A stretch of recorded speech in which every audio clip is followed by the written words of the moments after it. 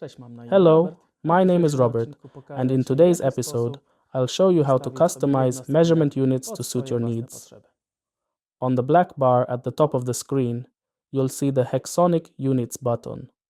When you click it, a drop-down menu will appear. We have 4 predefined main unit groups, and you can also define your own. To access the settings, click on your initials.